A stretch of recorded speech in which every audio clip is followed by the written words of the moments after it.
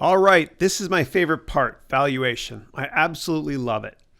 And you need to know what kind of investor you are, though, or what kind of investor your clients are. And quite often, they're quite different from what you are. And so let's look at two real examples here. You've got General Electric on one end of the spectrum and Tesla on the other end. And General Electric is for value investors, meaning investors that like to get a dividend yield and buy stuff that's relatively cheap.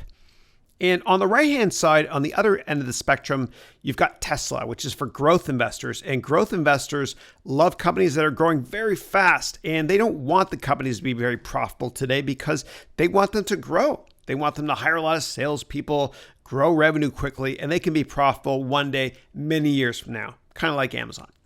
Okay, so you need to know what you are and what your investors are. And of course, the quintessential example of a value investor is Mr. Warren Buffett. Okay, so just know where you are on the spectrum. And in the middle of the spectrum, sometimes people are what are called GARP. They're not value, they're not growth, they're kind of in the middle, and that stands for growth at a reasonable price. Growth at a reasonable price. And all growth investments eventually become value investments. And so for years and years and years, Microsoft was an incredible growth investment. And then it entered a period of purgatory for 10 years. It wasn't growth, it wasn't value, it was stuck in the middle. And now it's finally more of a value investment than it was before. And stocks that get caught in the middle are never worth investing in. Okay, cool. So this is the end product. Don't get too bogged down in this yet, okay? I just want you to know that there's 3 different valuation methodologies that we're going to tackle in this section, okay?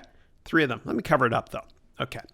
So there's 3 different types of methodologies we'll be looking at. The first is price to revenue, okay? And that's basically for companies that don't have earnings. And so obviously growth investors love that. Then there's price to earnings ratio, which we'll analyze as well. That's my favorite. And then there's something called discounted cash flow, which is what the value investors like. And we could look at a gazillion different types of valuation methodologies if we wanted to, like price to book or enterprise value or EBITDA multiples as well. But let's just keep it simple and look at these 3 for now. Okay, great. So price to revenue is, again, one that growth investors love to look at. Okay, and it's great for valuing on profitable companies, great for companies, for comparing to similar firms, especially those that are also not profitable. And again, growth investors love price to revenue. And then we've got price to earnings, and this is really good for valuing relative earnings growth rates, and this is called a PEG ratio. And so if a company is growing earnings at 10%, and it trades at 10 times earnings, then it's got a PEG of 1. If a company is growing earnings at 10% and it's got a price earnings ratio of 20 times, then it's got a PEG of 2. You've got it. So growth and value investors love PE.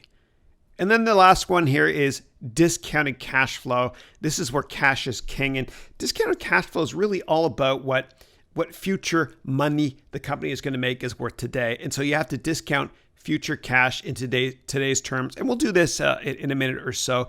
Value investors love DCF and growth investors do not. Okay, cool. So what we're going to do is we're actually going to get the average of all 3 of these methodologies to come up with our target price.